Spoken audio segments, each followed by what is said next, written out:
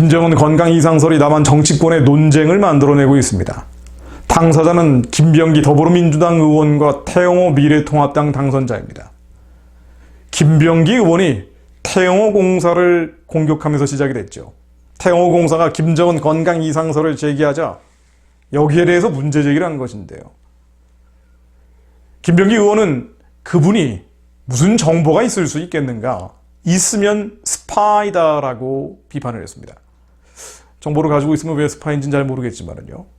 어쨌든 과거에 탈북을 했는데 지금 북한에 대한 정보를 가지고 있을 리 없다. 그리고 한국의 정보기관들이 문제 없다라고 하는데 당신은 왜 있다고 하느냐라는 지적으로 해석을 할 수도 있습니다. 계속됐죠. 이 비판이 말입니다. 몇 년 전까지 우리 적을 위해 헌신했던 사실을 잊지 마시고 더욱 겸손하게 언행에 신중하라고 경고 아닌 경고를 했습니다. 북한 체제를 적이라고 표현한 것은 매우 이채로운데요. 어쨌든 적을 위해 헌신했다는 사실을 잊지 말고 겸손하고 언행에 신중해라. 자꾸 근거 없는 이야기들 하고 있다는 식으로 문제 제기를 한 것이죠. 그러면서 첨언하기를 정부기관이 가지고 있지 않은 김정은 신변에 관한 의미 있는 정보가 만약 있다면 연락해다오.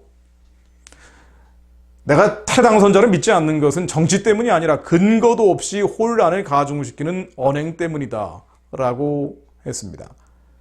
김정은 건강 이상설을 얘기하는 게 근거도 없이 혼란을 가중시키는 언행이라고 과연 볼 수 있는지 잘 납득이 안 됩니다만 어쨌든 이런 지적을 했죠. 정보기관 예산 삭감하겠다는 것은 정보기관에서 다 이상 없다 그러는데 당신이 이상이 있다 그러니 이런 정보기관 차라리 예산을 없애버리겠다는 반어법으로 해석이 됩니다.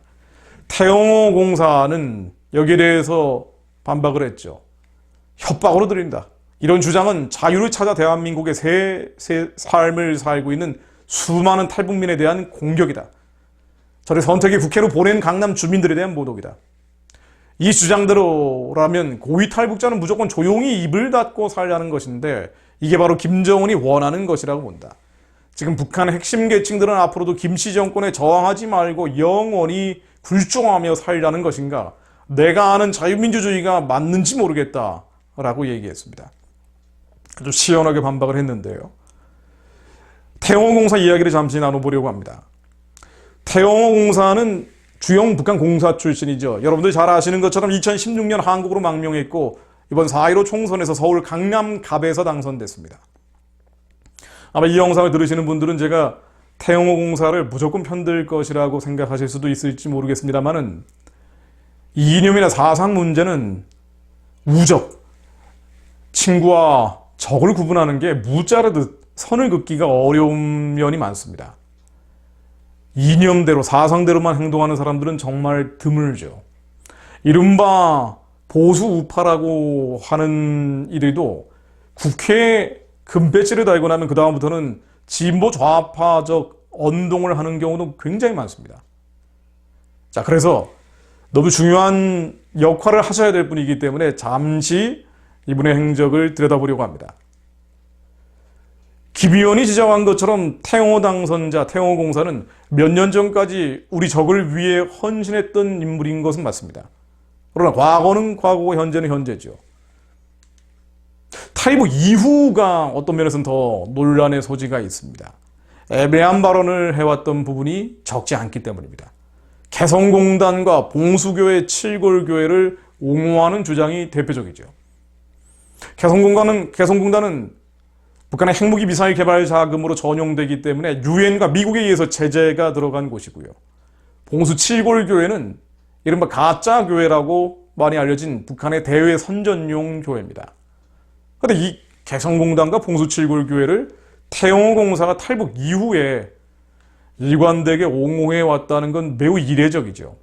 예를 한번 들어보겠습니다. 2018년 10월 31일 서울신대 강연 발언을 일부 인용해 봅니다. 전시용이라고 비난을 받아도 북한의 교회를 세워야 합니다. 이 봉수 칠골교회를 가리키는 건데요. 그러면서 이렇게 말을 덧붙였죠. 열성당원이라도 십자가를 보고 예배에 참석하는 것만으로도 신앙이 생깁니다. 1988년 세워진 봉수교회가 증거입니다.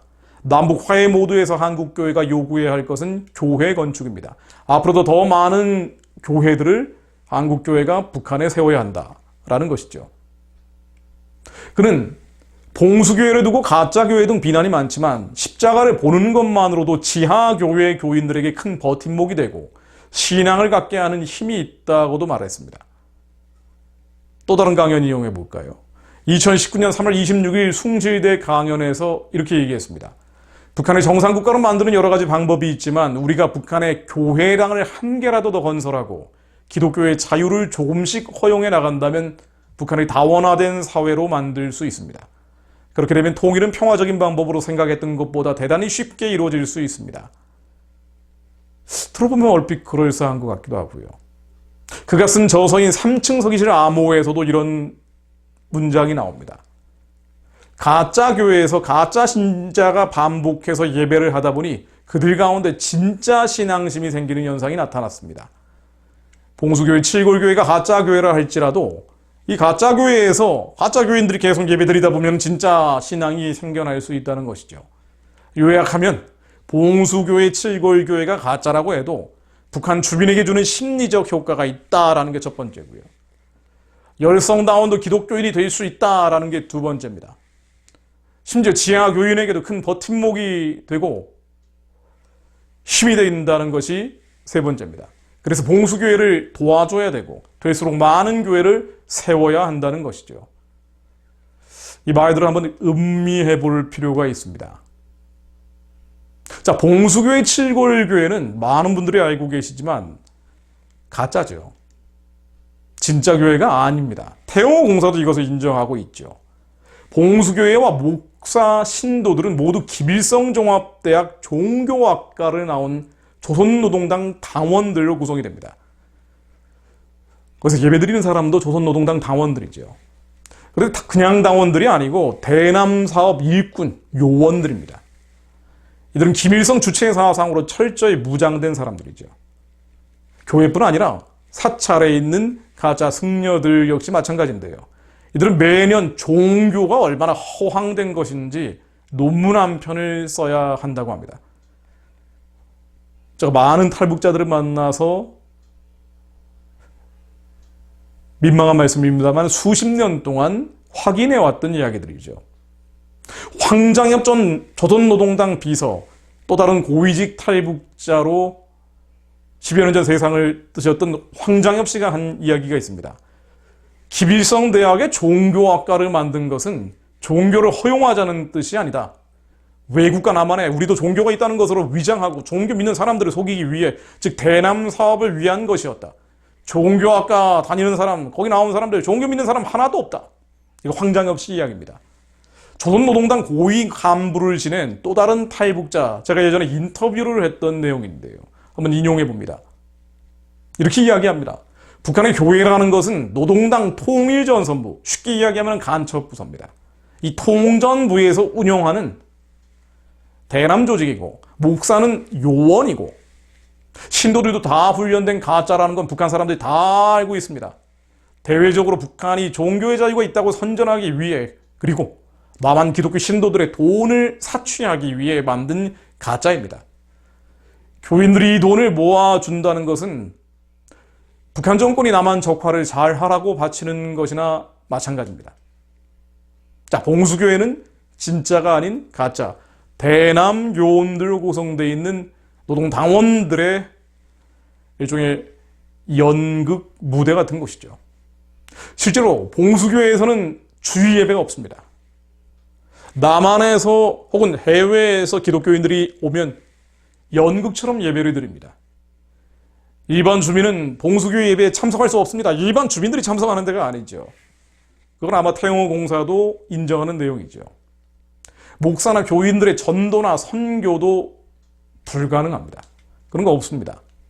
자, 그럼에도 불구하고, 이렇게 가짜인데도 불구하고 태공사가 지적하는 포인트는 북한 주민에 대한 심리적 효과가 있다. 십자가가 세워져 있는 것만으로도 북한 주민들에게 심리적 효과가 있다는 것이고, 열성당원들도 이 가짜지만 계속 예배드리다 보면 기독교인이 될 수 있다는 것입니다. 사실 이게 확인이 안 되죠. 이 심리적 효과라는 건 확인이 되지 않습니다. 심지어 봉수교회 가면은 내가 진짜 기독교인입니다. 다들 가짜라 그러지만 진짜입니다. 라는 걸 알리기 위해서 남한 사람들, 해외에서 기독교인들이 와서 헌금하고 도뭉치를 줄 때 악수를 하면서 손바닥에 십자가를 그어준다고 합니다. 이 십자가 그어주는 것도 이 영역을 담당했던 북한 통일전선부 전 직원 증언에 따르면 훈련된 거라고 하죠. 그래서 이 심리적 효과, 정말 북한 주민들에게 많은 마음의 변화를 만들어내는지, 힘을 주는지, 열성다운들이 기독교인이 진짜 되는지, 그건 확인이 되지 않는다는 게 문제입니다. 자, 그런데 확인되는 것이 하나 있죠. 바로 체제 지원, 정권 지원의 효과는 확인된다는 것입니다. 주체사상 체제, 우상숭배, 정권에 대한 지원은 엄격하게 확인이 되죠. 왜냐하면 헌금이 들어가기 때문입니다. 사람들이 그냥 가는 게 아니죠. 봉수 칠골 교회는 남한이나 해외에서 예배를 드리러 간다는 사람들이 헌금하기 위한 일종의 창구 역할을 합니다. 그래서 북한 체제를 지원하고 정권을 지원하죠. 이 효과는 확인이 되죠. 봉수교회는 외화벌이 대외 선전용이라고 북한 인권백서 한국 정부가 만들어낸 북한 관련 책자에도 명확히 기재되어 있습니다. 외화벌이 대외 선전용. 심지어 상당히 오래된 일입니다만 제가 아는 지인분이 봉수교회에 가서 커피를 한 잔 마셨더니 100달러를 달라고 했다고 하더군요. 그러니까 헌금 겸해서 100달러를 주고 커피를 마시라고 했답니다. 전직 CIA 요원이었던 재미오퍼 마이클 리 씨는 이렇게 이야기합니다. 한국 정부의 대북 지원금, 이 달러 말이죠. 해외 선교단체들의 헌금 역시 노동당 39호실이라는 대로 흘러간답니다. 선교단체들이 헌금을 북한 봉수교회, 칠골교회에 주는 것도 노동당 39호실이라는 대로 들어가는데 그분이 이렇게 말을 있습니다. 노동당 39호실은 세계 각국의 비밀 계좌를 갖고 있고 김정은의 호화사치품, 소위 1호 물자를 조달하는 곳이다. 헌금은 하는데 이 돈이 달러, 현찰로 들어가기 때문에 현찰은 39호실이라는 데로 들어가고 이것은 모두 김정은의 호화사치품 그리고 핵무기 미사일 부품 등을 구매하는 데 사용된다는 것이죠. 즉 통치자금이 된다는 겁니다. 이 통치자금이 북한 지하기독교인들을 죽이는 돈이 되죠. 조선노동당 고위 간부를 지낸 또 다른 탈북자 A씨의 지적이 제가 다시 한번 인용해 봅니다. 남한 기독교 신도들의 돈을 사취하기 위해 만든 가짜인데 남한 교인들이 돈을 모아준다면 그 돈은 김정은 정권이 남한 적화를 잘 하라고 바치는 것이나 마찬가지입니다. 왜 그러냐면요. 봉수 칠골교회는 통전부, 대남부서가 담당을 하거든요. 여기에 들어가는 모든 달러는 노동당 39호실이라고 하는 김정은의 비자금 계좌로 들어가거든요.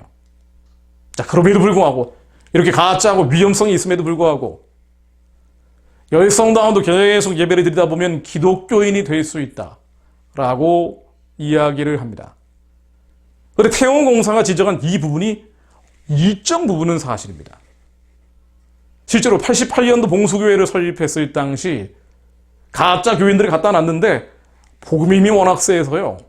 진짜 신앙심이 생기는 사례가 있었다는 겁니다. 그러나 이것을 북한 정권이 그대로 넘어갈 리가 없죠. 단속을 강화했습니다. 다시는 이런 일이 있으면 안 된다. 그리고 진짜 기독교인이 된 사람들은 모두 정치범수용소로 보내버렸죠. 왜냐하면 북한 체제의 가장 큰 위협은 기독교이기 때문입니다.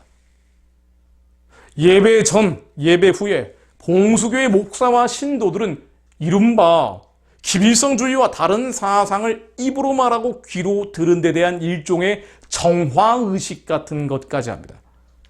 기밀성주의에서 벗어나는 기독교 신앙의 침투를 막기 위한 사전 학습이고요. 사후 비판 같은 거죠.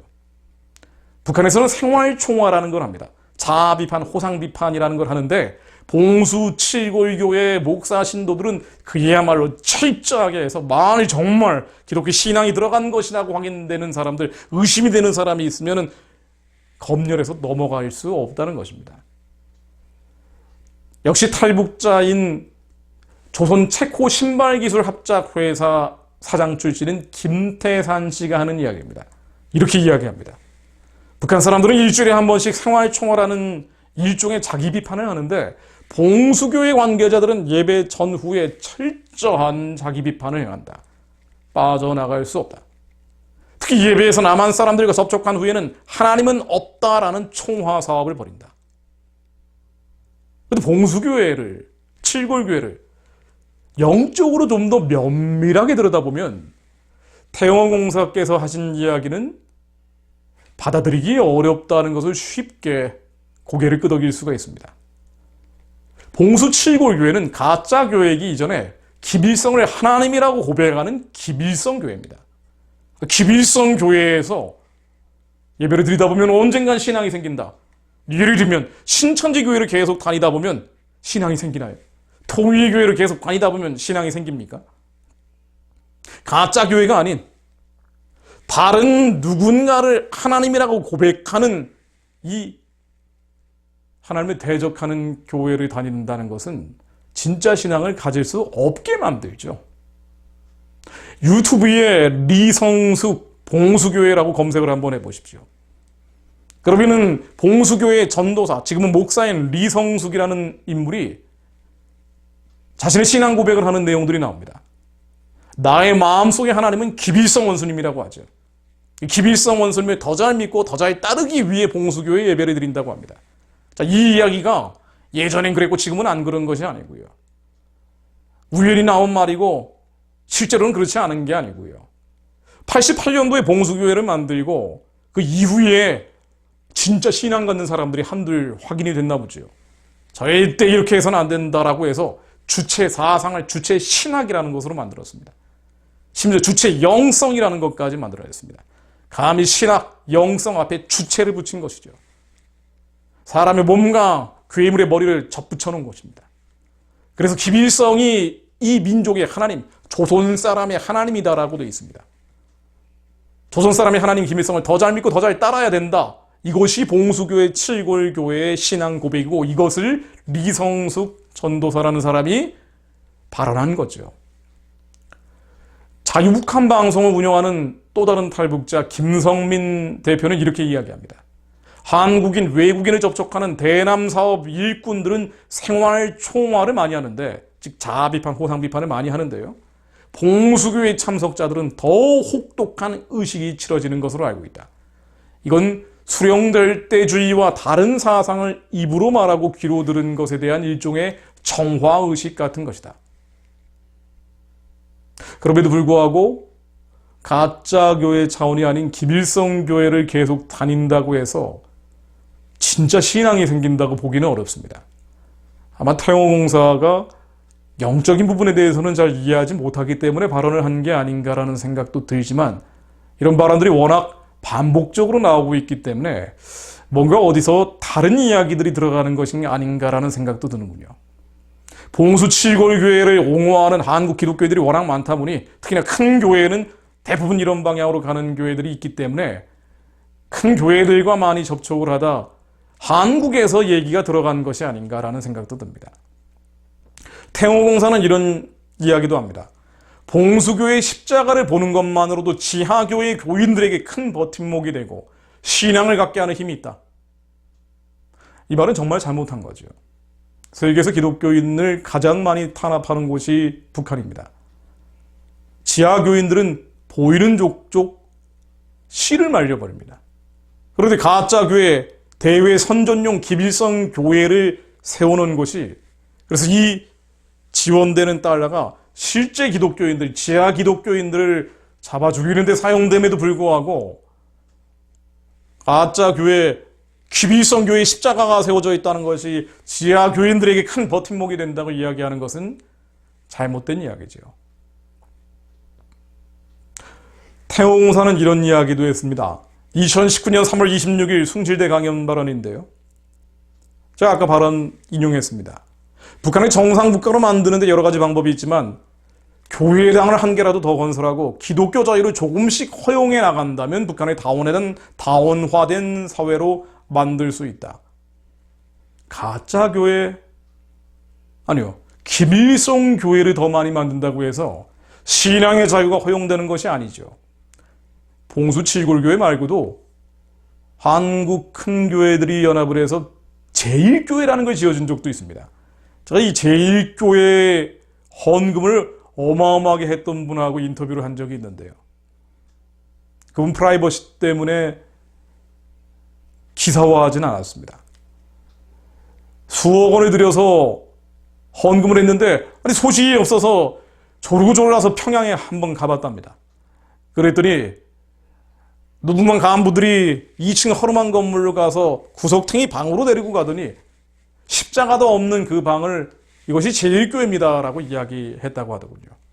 그래서 다시는 평양에 돈 주지 않는다 결심을 하고 돌아오셨답니다. 가짜교회, 이 기빌성 교회를 세워주는 게 신앙의 자유와는 관계가 없죠.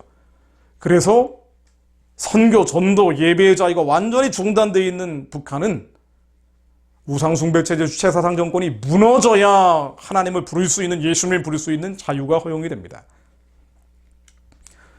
북한 체제를 유지하고 연장하고 강화시키기 위한 달러를 흡수하는 창구를 만든다고 해서 그것이 교회라는 이름이 붙여져 있다고 해서 기독교의 자유가 허용되는 것은 아니죠. 좀 잘못 알고 계신 것 같습니다. 이러한 발언들은 개성공단을 통해서 정권에 달러가 들어가긴 하지만 주민의 의식이 바뀌는 효과가 더 크다는 햇볕 정책과 맥락을 같이 합니다. 이 개성공단도 찬반 양론이 있죠. 찬성하는 쪽은 이 공단이 존재하는 것만으로도 초코파이 효과라 그러죠.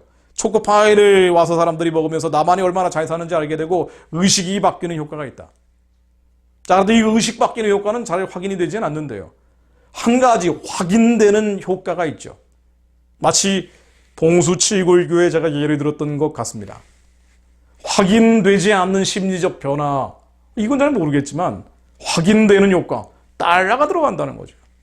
개성공단 금강산 관광을 통해서 매년 1,000억 원가량 달러가 들어가는데 이것은 현찰, 벌크 캐시, 어마어마한 돈들이 들어가는 것이기 때문에 핵무기 미사일 개발 자금이 된다. 그래서 유엔과 미국이 안 된다라고 막은 거 아닙니까? 그리고 한국 정부는 마지못해 따라가고 있는 것이고요. 이것이 햇볕 정책이죠. 달러가 들어가긴 하지만 주민의 의식이 바뀐다. 그러므로 햇볕 정책을 계속해야 된다는 것입니다. 실제로 태영호공사는 이런 발언을 합니다. 북한 주민들의 의식 변화를 촉진하고 자본주의를 주입할 수 있는 계기가 될 수 있는 곳이 개성공단이다. 개성공단은 재개되어야 한다. 2019년 3월 9일 온누리교회에서 했던 강연 일부 발언입니다. 개성공단을 통해 핵무기 미사일 개발 자금원이 된다 하더라도 의식의 변화가 있다. 있다라고 우기게 되면 할 말은 없지만은요. 그러나 부정적인 효과, 초코파이를 통해서 의식의 변화를 만들어내는 긍정적인 효과보다 체제 지원, 정권 지원이 되고 핵무기 미사일 개발 자금 지원으로 전용된다라는 것이 국제사회에서도 확인되어 있기 때문에 현재 중단이 되어 있는 것은 분명합니다. 제가 많은 부분들을 지적을 했습니다. 그럼에도 불구하고 저는 태영호공사 태당선자의 주장들을 믿고 싶은 부분이 많은 것이 속내입니다. 바로 통일을 북한 노예 해방이라고 주장한 부분이 대표적이죠. 태공사는 자신의 저서는 물론 여러 차례 강연들을 통해서 치골교회, 봉수교회, 개성공단 재개해야 된다 이런 발언도 했지만은요. 반드시 통일해야 되는데 이것은 북한 주민들의 노예화된 저 사람들을 해방시키기 위한 거라는 발언도 같이 했습니다. 예를 들면 2017년 4월 6일 한 강연 발언을 그대로 제가 인용해 봅니다. 제가 태영호공사가 돼서 말이죠. 저는 북한 대사관 밖에 나와서 탈북하는 그 순간 제 자식들에게 말했습니다. 오늘 이 순간이 너희들의 노예 사슬이 끊어지는 순간이다. 앞으로 너희들은 이 순간을 영원히 명심하고 북한에 두고 온 이가 친족들을 노예 처지에서 해방하기 위해 끝까지 투쟁해야 한다. 이게 제가 자식들에게 한 말이었습니다. 아직도 노예 상태에 있는 이가 친족들 그리고 더 많은 북한 주민들 태공사는 말을 있습니다. 여러분, 우리 한반도의 통일 문제는 갈라진 강도, 갈라진 민족, 서로 다른 체제를 통합하는 통일이기에 앞서 북한에서 노예처럼 살고 있는 주민들을 해방하기 위한 노예 해방 전쟁입니다. 1863년 미국 대통령 링컨이 선언한 노예 해방 전쟁을 우리를 이제 북한 주민들을 노예 처지에서 해방하는 것으로서 노예 해방 전쟁에 막을 내려야 한다고 생각합니다. 북한 주민들이 노예 처지에서 해방하기 위한 우리의 노예 해방 전쟁은 무엇부터 시작해야겠습니까? 우리 모두가 한국과 전 세계 북한 노예 실상을 널리 알리고 또 북한 주민들에게 그들의 노예의 삶을 깨우쳐 줌으로써 그들이 북한 체제를 반대하고 들고 일어나게 해야 합니다. 그들이 북한 체제를 반대하고 들고 일어나게 해야 합니다. 저는 이 말이 태공사의 진심이라고 믿고 싶습니다. 개성공단 봉수칠골교에 대한 햇볕 정책과 괴를 같이 하는 발언들은 굳이 태공사 편에서 해명을 해보자면 한국 교회의 영향을 받은 게 아닌가라고 생각이 됩니다. 한국의 큰 교회들, 중형교회, 대형교회 하나같이 햇볕 정책 흐름을 따라가고 있고 봉수칠골교회에 대해서 비판적 입장은커녕 봉수칠골교회를 통해서도 선교할 수 있다라는 북한 선교 개념을 가지고 있다 보니 이분이 기독교인이죠. 교회를 통해서 많은 강연을 하고 또 생활도 해왔던 분입니다. 교회 갈 때마다 하는 얘기가 봉수칠골교회 지원해야 된다. 그리고 하고 있다라는 발언들을 하고 있으니 아마도 그런 여러 가지 이야기들을 태공사도 흡수하고 본인 나름대로의 논리를 만들어낸 게 아닌가라는 생각이 듭니다. 물론 그렇지 않을 수도 있지만요. 말씀드린 것처럼 이념이나 사상 문제는 무자르듯 선을 긋기가 어려운 부분이 많습니다. 이념대로 사상대로만 사는 사람들은 그건 이념가죠. 사상가죠. 드물죠. 대부분 현실과 적당한 선에서 균형을 맞추려고 합니다. 어떤 때는 타협하는 경우도 있고요. 또 태평선자가 몇 년 전까지 우리 적을 위해 헌신했던 인물인 것도 맞을 겁니다. 그렇죠. 공사였으니까요. 또 그가 탈북 초기와 다르게 한국에서 대북 지원에 동조하는 방향으로 발언들이 선회했던 것도 일정 부분 사실일 것입니다. 그러나 그가 했던 발언 이전에 한국교회가 가고 있는 큰 흐름에 그도 맞춰온 것은 아닌지라는 생각을 금할 길은 없습니다. 중요한 것은 현재죠. 그렇습니다. 현재입니다. 많은 국민들이 정말 의문을 품고 있는 것은 자, 과거의 적을 위해 협력했던 사람 좋습니다. 그러나 현재 누가 적을 위해 헌신하고 있는지 현재를 물어보고 있는 것이죠. 그렇게 또 하나 기대해 보는 것은 태영공사가 탈북자, 특히나 고위직 탈북자로서 김정은 체제와는 결코 공존할 수 없는 태생적인 DNA를 가지고 있을 수밖에 없기에 그의 마음속, 마음 깊은 곳에 노예해방이라 표현했던 통일에 대한 열망이 감춰져 있고 설령 구석에 버려져 있다 할지라도 어딘가에는 있을 것이라고 기대해 본다는 것이죠. 그래서 북한 노예해방의 기수가 돼주기를 바라고 있습니다. 그런 기독교인이죠. 자신의 생각이 아닌 하나님의 마음을 시원하게 해드리기 위해 제자의 길을 걸어갈 수 있기를 정말 간절하게 기대해 봅니다.